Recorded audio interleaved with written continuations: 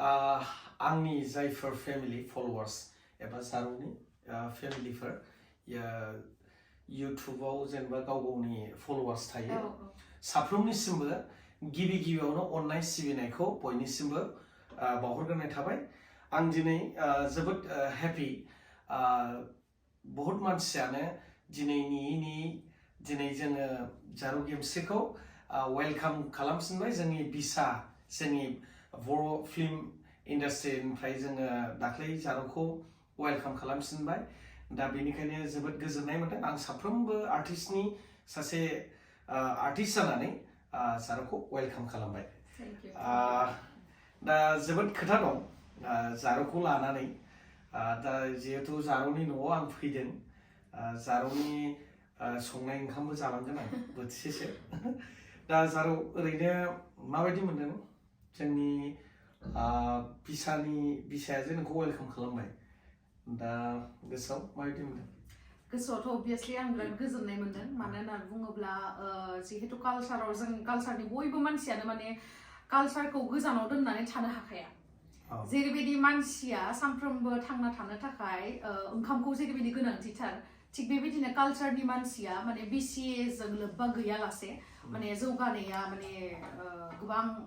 माबा आरो इजि नङा माने बेनि थाखायनो आंबो बिथांमोनखौ जेसेबां हायो आङो खर' गंग्लायनानै निमाहा बिनानै बिथांमोननिसिम आर'जलाइ होदोंमोन स' बे आर'जलाइखौ बिथांमोना नाजावनानै उदालगुरियावहाय दाख्लै मिटिंखौ खालामदोंमोन ओमफ्राय बे मिटिङावनो बिथांमोना आंखौ बजबनानै लाफिनदों आरो स' बेनि थाखाय आं बिराद गोजोनदों आरो आदा थाख्लाइखौबो आं साबायखर बावो जिहेतु बिथाङा सासे बिदा बा आंनि निजिनि बिदा नङाबाबो सासे बिदा हिसाबै आंखौ रायदोंबो बा अनदोंबो आंनि जाखिनि गोरोन्थि बेखौ सुद्रायनोबो नाजादों बिथाङा स' बिनि थाखायनो साबायखर बिथांखौ एक्चुअली जोङो फिल्म इन्डास्ट्रियाव बयबो जोंना मोनसे न'खर दा बे न'खरनि गेजेराव जोंहा जोबनो गैयै अनलायनाय थायो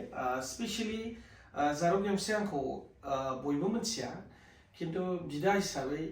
आरो बबेबा आगोलाव जों जेला लोगो मोनलायदोंमोन बेवहाय जोबोद फ्रि खुसियै जों क्लिपबो लालायदों जारुआ हगारदोंबो अब्लाबो मानसिनाव माखासे बेखौ माने गोरोन्थि बुजिनाय थायो अबा माखासे जोंनि बिसानि बेन्दोंआव माखासे रुल एन्ड रेगुलेसन थायो एबा नोंथांमोननि खावलायनायनि दारैनो जोङो माखासे डिसिसन लादोंमोन अब्लाबो जोङो जोंनि अनलायनाया अरायसम थाबाय थाखायो जेखियानो जादिया दा जोबथा गोजोननाय दे सासे फिल्म बेस्ट एक्ट्रेसआव एवार्ड मोननाय 2018 आव जारुआ बे समाव आंबो 2018 आव बेस्ट भिलेन एवार्ड मोनदोंमोन अब्ला बेस्ट एक्ट्रेस हिसाबै एवार्ड मोननायखौथ' जोंनो निश्चय अरायसम नांगौआनो दा बेनिखायनो फैगौ समफ्राव जारुनि माखासे बहुत गोबाव नेनानै थाबाय नोंसोरो बेनि माखासे आदब खायदा एक्टिंफोरखौ नायनो थाखाय निश्चय जारुआबो खिबा जानाय बानायगोन दा बानायनो हागौ दा ना मिथिसिगोन आरो खिन्थु बयबो नेनानै दंखायो दे जारुआ जोंनि फिल्म इन्डास्ट्रियाव मोजां सासे एक्ट्रेस हिसाबै आरोबाव गावनि एक्टिंफोरखौ दिन्थिनानै जाहाथे बयबो रायजो राजाखौथ' जारुआ गोजोन होखायोआनो दा बेबायदिनो आरोबाव माने गोदान कामिं सुन फिल्मफ्राव नोंथांमोना नुनो मोनसिगोन आरो दा सोंनाया नैबे आंनाव माखासे कुइसन फैदों बहुत मानसियानो बुङो आरोना दे जाथारै कुइसनबो फैयो दे मालाबा सोरजोंबा एलबाम खालामहोनो कमेन्ट्सआव हरो जों बानायगोन बेखौथ' निश्चय बानायगोन सासे जारु मस्ट मोजां मोनसे एक्टिं गोरों हिन्जावजों मानो बानाया जानो नोंथांमोना नेनानैल' थादो बेनिखायनो फिन खेबसेबाव बयनिसिमबो थेंक इउ मानोना जोङो बयबो जोंनि बर' हारिनि मोनसे बर' फिल्म इन्डास्ट्रियाव सासे रोंगौथि गोनां जारु गेमस्रिखौ मोनफिनबाय बेनिखायनो रोजा रोजा जारौनिसिमबो धन्यबाद थाबाय जारौआ माखासे बै समाव बहुत दुखु मोनदोंबो जानो हागौ अब्लाबो जों बेखौनो खावलायो थांखांनाय बाथ्राफोरखौ गोसोखाङालासिनो निउ कामिं जे मावनो गोनां खामानिफोर बेवहाय जाहाथे फकास खालामो जारौआ नङा होमबा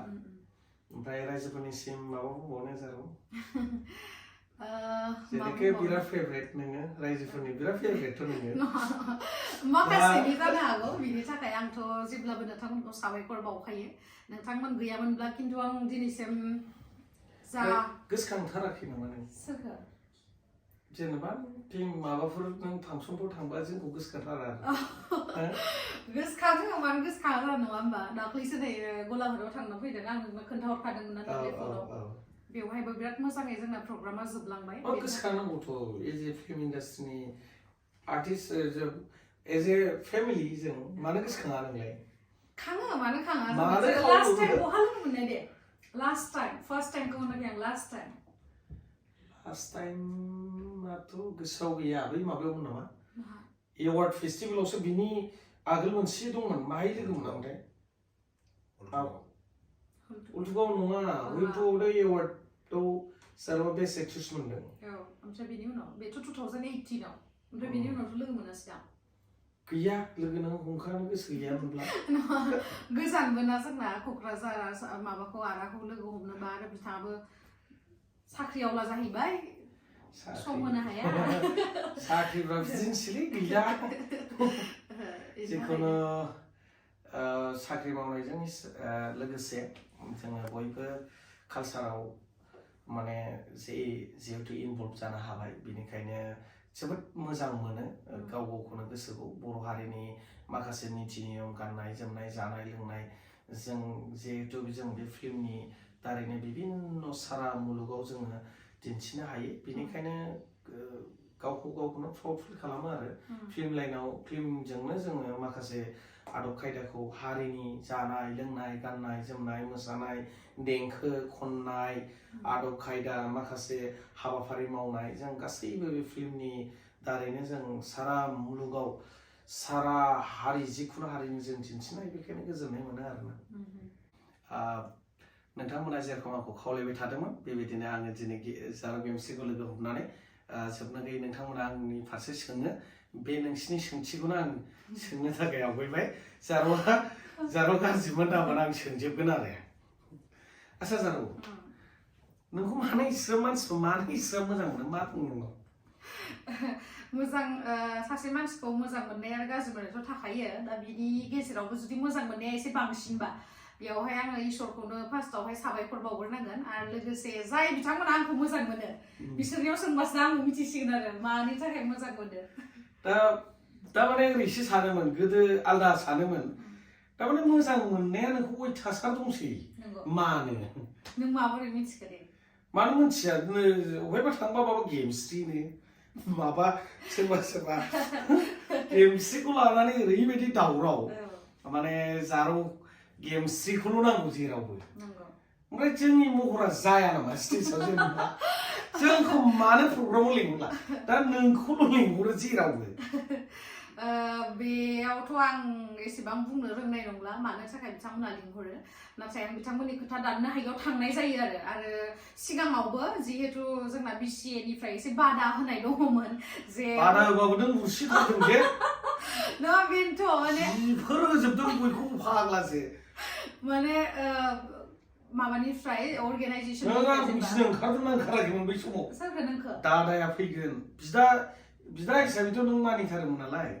दादाया आंखौ रायगोनदां नों साननाय फैदा बे गोजि ओरैनोथ' आङो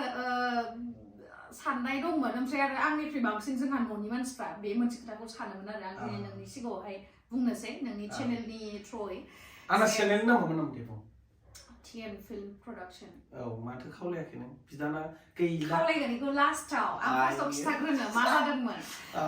जेब्लानाखि BCA निफ्राय आंखौ बुंदोंमोन जे गुबुन माने दाब जायगायावहाय प्रग्रामफोरखौ गानो मोना होननानै जिहेतु मोनसे रुल्स बा रेगुलेशन्स बिदि दंमोन नालाय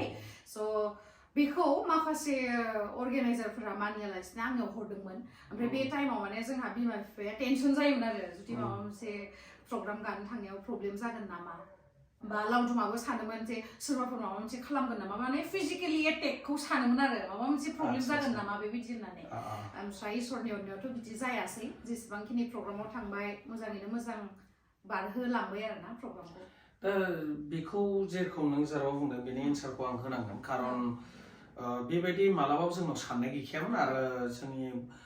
बर' समाजाव जोङो सोरबा जोंनि सोरबा बिमानिनो फिसा जिहेतु जोंनि बिब' बिनानाव फंबाय बिदाफोर गासैखौबो जेनेबा माखासे बिसानि माखासे बिन्दो थायो माखासे रुल एन्ड रेगुलेसन थायो बावहाय जों जास्ट अनलि फर बादाल होदों बेवहाय जारुआ जेखौ सानदों गिनायबो फैदोंमोन दा सरि आं नोंनि जायफोर जोनोमगिरि बिमा बिफा जुदि नोंथांमोना जों बिसाखौ लानानै एसेग्राब सिन्थित जादोंब्ला बेनि थाखाय सरि मानोना जोंनि सान्थौआ ओरैसोमोन जेनोखि बिसाया जेखौ बादा होदोंमोन जास्ट फर स्टेजाव जेनेबा रुलखौ सिफायनाय जायो होननानै जों जास्ट जे अर्गानाइजेसन खालामो बिसोरखौ जों खावलायदोंसोमोन जिहेतु जों गुरैसो खावलायदों खुनु दिन राग थांफेराखै जे बिथांखौ लाबोथ'आबा मोजां नामा जिहेतुखि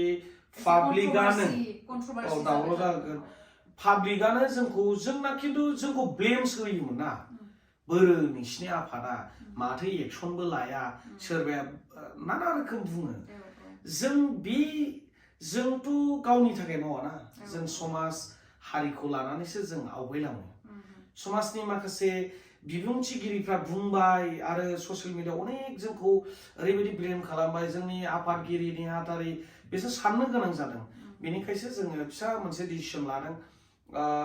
जोंबो जुदि जायोबा जोंनि सायावबो लागोन बेनिखायनो सरि जारुआ एसेबां गिनो नाङामोन आरो बिदाजोंथ' फनबो हरखायाखै मालाबाबो फन हरनाय माने आंनि लाइफआव ओरैबायदि मोनसे सुनामि बायदि फैदोंमोन माने लाइफआवहाय दिनैसिम माने बे मोनसे जाथाया स' बेनिफ्रायनो आं माने एसे गोजानाव थादोंमोन माने ससियेल मिडियाजों आं कानेक्सनाव दङमोन खिन्थु इउटुबनि दारैसो आरोना इउटुब बा फेसबुकनि दारै खिन्थु मानसिफोरजों आङो एसे गोजानाव थांबायमोन माने आंनि जिमानखिनि लोगोफोरानो जा बा सोरबा एक्टर एक्ट्रिस आंनि लोगोफोरानो जा एसे गोजानाव थांनानै आं माने एसे फेमिलिजों एसे बांसिन टाइम स्पेन्ड खालामदोंमोन माने डिप्रेसनाव थांनायाव एसे माने माइन्डआ डाइभार्ट जादोंमोन नालाय बेखायनो एसे फेमिलिजों बा आंनि क्लोज लोगोजों आं दा जिहेतु बिसाया जों बयबो नोंथांखौ नाजावफिनबाय बेनि सायाव नों गोजोनदोंना गोजोनाखै हेपि ना दा हेपि अभियासलि हेपि आङो बिथांमोनजों बा जिहेतु बिसिएआव आं सिगांनिफ्रायनो दंखायो स' बेवहाय बेनि गोजान जानानै आं खामानि मावनो गोसो गैयामोन स' बेनि थाखायनो आङो बिथांमोननिसिम आर'जलाइ होदोंमोन जिहेतु ओमफ्राय बिथांमोना नाजावनानै बे मिटिंखौ उदालगुरियावहाय खुंनाय जादोंमोन ओमफ्राय बेवहायनो बिथांमोना आंखौ बजबफिननानै लादों आरोना बे सोरखौ बांसिन दुखु मोनो आंखौसो दां आंहाथ' महरबो गैखाया नालाय आंखौसो दां नङा बेफोरबायदि खोथा नङा एक्सुवेलि आं ओरैबायदि टाइपनि मानसि जाय माने जि समाव एसे उन्दैमोनबो नालाय बे समहालागि दाथ' नै 3-4 बोसोर जालायलांबाय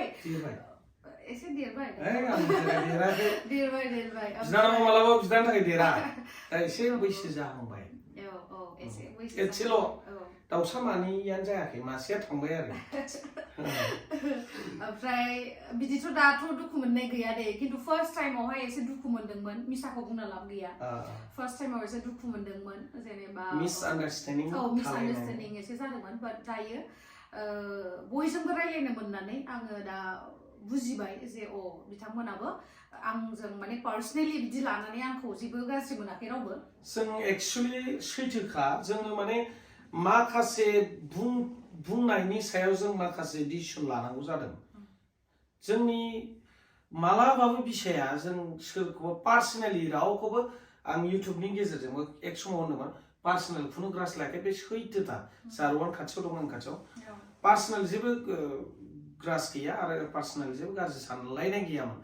दा जिहेतु जारुखौ माने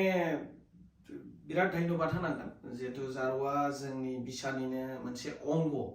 आरो बे बिथाङा दिनै थांनाय 2018 आव एवार्ड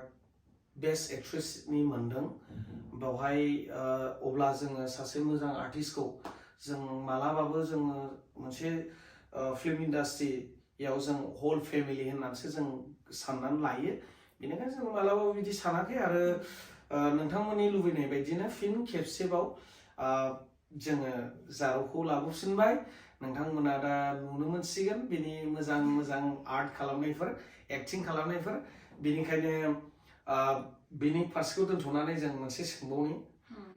दा बयबो मिथिखायोना जारौखौ गुवाहाटियाव थायो होननानै हा मिथिखायो दा मालाय फलोवार्सआनो मेरला आरो गैला आंना मानसिफ्रा थाग्लाय नार्जारि इउटुब चेनेलखौ सार्च खालामबाय थायो दा बे मोनसे टेकनिकेलि प्रब्लेम जानानै आङो दा TN फिल्म प्रडाक्सनावसो बे माबायावसो एप्सआवसो माबायो आरो ओंखायनो नोंथांमोना जिहेतु जों बयखौबो नट अनलि आंखौल' मोजां मोन बे नङा साफ्रोमखौबो जों साफ्रोमबो आर्टिस्टखौ जों एसे हेफाजाब होलायनानै जुदि फलोवार्सआ बारा थायोबा गाव गावनि रोंगौथिखौ जों दिन्थिनो हायो बेनिखायनो बयखौबो नोंथांमोना अनसायनानै साबस्क्राइब खालामना हो आरो शेयार खालामना हो आरो ना आंथ' बेखौनो बुङो बहाबा जुदि आं प्रग्रामफोराव थाङो दाख्लैबो रिसेन्टलि गलाघाटआव थांनायावहाय आं बुंदों बुहुमाव जेसेबांखिनि माने बर' मानसिफोरनि इउटुब चेनेलफोर दङ गासिबो साबस्क्राइब खालाम नङा होमबा बयबो माने सापर्ट होलाय अब्लासो जोंनि बर' हारिया जौगालांगोन नङा होमबा एक्चुअली जारौआ बयबो नुबोबाय दिनै आंनि बुंनायजोंल' प्रमान नङा जारौआ जोबोद गोसोआव गोसो गोरा लानो हायो गावनि दुखुखौ सिङाव लानानैबाबो बयनिबो थाखाय अननायखौ दिन्थियो फोरमायो बेनिखायनो बिराद मोजां जारौआ महराबो सैलाबखानाय आंनि बिनानाव हिसाबै आं एक्चुअली बिराद मोजां माबायो बिनानाव हिसाबै आं गनायथि खालामनानै लाखानाय गोदोनिफ्रायनो आंनि गोसोनिफ्राय इसिग्राब खेलायनो उसुबिदा मोना अब्लाबो जों सासे एक्टर एक्ट्रेस हिसाबै जोङो दा जारौखौ एसे लुबैयो खोमा माखासे खेलायजानो अब्लाबो जारौखौ एबार नुबाय थासिगोन बिदाखौथ' माखासे माबायावसो नुलायसिगोन दा एबार माबा आदाजोंथ' आङो एलबामावबो गाफेराखैना खेबसेबो जोङो गैया लिंखाथारा महरानो गाज्रिखा ओमफ्राय दा नायदो नोंथांमोन एसे हेन्डसाम नंगौना नङा हेन्डसाम आदाया बिराद फिट जोंना बिराद हेन्डसाम ओमफ्राय नुनो हागौ नोंथांमोना नेक्स्टआव बैसागो एलबामफोराव ना लाखाया लागोन एबारै बानायथारगोन नेनानै थाबाय एबारलाय एक्टर जागोन एलबामाव एक्टरबाबो जारौनि फलोवार्सआ बारा बेयाव जुदि मोनाबा मारै जानो मोनगोन बिराद मोजां मोनसे बानायनो नाजागोन जोङो आदाजों जिडि प्रडाक्शननिफ्राय ओमफ्राय गोबाव सम जानायखाय साबस्क्राइबाराबो आंना बेयावनो दंथ'यो माने दा 184K आवनो दंथ'यो आरो ओमफ्राय दा माने ससियेल मिडियायाव बेनो डेइलि एक्टिभ थाबासो माने एसे बारायलाङोना नङा होमबा बे सैथो जुदि एक्टिभ गैयाबा एकदम माने फलोवार्सबो मोना आरो लोगोसे साबस्क्राइबारबो मोना आरो ओमफ्राय दा आदाया सर्ट मुभि मा बानायगासिनो दा सर्ट मुभिया बहुत थांखि दं बानायनो नङा दा अन द प्रसेस माइ दङ अन द प्रसेसआ आं माबायाव माबामोन जामब्रबाय दाख्लै आं आंनि चेनेलनि दारैनो खोन्थादों खिन्थु दिनै 1 थारिखमोन हगारनो खोथामोन खिन्थु आंहा समाय मोनासै बेनिखायनो बे कमप्लिट जाबाय बेवहाय एक्टर एक्ट्रेस गोदान नुगोन दा बयबो मिथियो एनिथिं एमजे बेखौ एक्टर बानायदों आं बेबो एक्टर जाहैबाय नामा माने एसे थार गज'फोरखौ माने सिनेमायाव लाबोनानै सोदांनांगौ माने एखनबा बेखौ रागायावबो नुयोना मानसिफ्रा एक्टर जायोबा बहुत आर्टखौ सोलोंनानै रागा थिउरियाबो नरम जायो आरो मोनसे बाउन्डारियाव थानो गोनां जायो औ माने समाजनि मोनसे आयना जाहैबाय नालाय सासे आर्टिस्टआ ओमफ्राय एक्ट्रेसआ गोदान रौतानि सानैबो बिथांमोना मोजां दा नायनोसै बेसेबां रायजोफोरनि अनसायनाय मोनो हायोब्ला जारौजों गाजा लुगैदा सोरखो नोंखो मानो गाया सोर दहायनो खोन्थाखाबाय माथो आंबो बानायगोन ना बानायगोन खिन्थु जारबायदि प्रडिउस खालामनो हानाय नङा ना इस माथो नोंबो माथो मिउजिक भिडिअ दिहुनो माथो दिहुनो प्रडाक्शननिफ्राय दिहुनो आं दिहुनो दा नों सोरखौ बांसिन मोजां मोनो एक्टरनि मादाव एक्टरनि माने फेभरेट एक्टर येस औ बयनिबो गुन लानानै गुन दे बेबायदि आंनाव एकदम फेभरेट आं बेनि थाखाय माने बिराद मोजां मोनो बेखौनो बेबायदि टाइप गैया बयखौबो मोजां मोनो आं जिहेतु बयजोंबो खामानि मावबाय खिन्थु सोरखौबा मोजां मोननाया बयनिबो गुन मोनसे मोनसे आलदा आलदा जेनेबा आङो एज ए को एक्टर माने आंजों मावफानाय हिसाबै मोजां मोनो सिद्धार्थखौ बा लिंसारखौ आंजों माने एसे क्लोज नालाय बिसोरो एसे मोजां मोनसिनो आङो ओमफ्राय सिमांखौबो मोजां मोनो सिमांजोंबो मावबाय सिमाङाबो लुक्सआव हेन्डसाम नालाय बेखायनो मोजां मोनो सोरांजोंथ' मावफेराखै ना सोरां मावबाय बेजों मावबाय बिबाजैनि रल लादोंमोन आं बेजों एसे आं गिदिरसिन नुयो नालाय अनथावथाव ना अनथावथाव बेथ' आगैया बिराद एक्टिं गोरों आं बेनि एक्टिं गोरों बा बेनि लुक्सनि थाखायबो मोजां मोनो आरो सोरां नार्जारि उन्दैखायसो मोजां मोनथायासै माने गोसोआखै बेथ' बेबायदि फिलिंस गैया आरो फंबाय हिसाबै माने फिला दङ आरो बेजों जेरैबायदि नोंथांजों आदा हिसाबै बा गुबुन मोनसे माबाया गैया थिग बेबायदिनो आरो गुबुन मोनसे अनलायनाया दं मानसिफ्रासो मिथियाखैमोन जोंना अनलायनाया दं जोंनाव अनलायनाय गैया सानबाय थायोमोन दा अनलायनायखौथ' नुफिनबायना ओंखायनो बिनि फलोवार्सफ्रा एकदम थुजोबदो बै गनथिखौ अल बटनाव थुजोबदो दाहायनो नुनो मोननांगौ 50 जायाखै मा नङा सिगांनिया माथो सिलभार प्ले बटनबो मोनखांबायमोन ना मोनबाय बे मोनसे माबाया टेकनिकेल प्रब्लेम जानानै बे गैला आंना दा टिएनपि प्रडाक्शनानो दं नोंथांमोना खालामबानो जाबाय आरो आं सानो जे आंनि जाखिनि फलोवार्स जाखिनि माने आंखौ एकदम गोसो गोरबोजों मोजां मोनो बिथांमोना मिसआन्डारस्टेन्डिं जायाखै जानो हागौ मानो होनना बुङोबा बिथांमोननि साननाया एसे गोजौथिं नङा माने ओरैबायदि दुखु मोननायबो थायो माने आंबाबो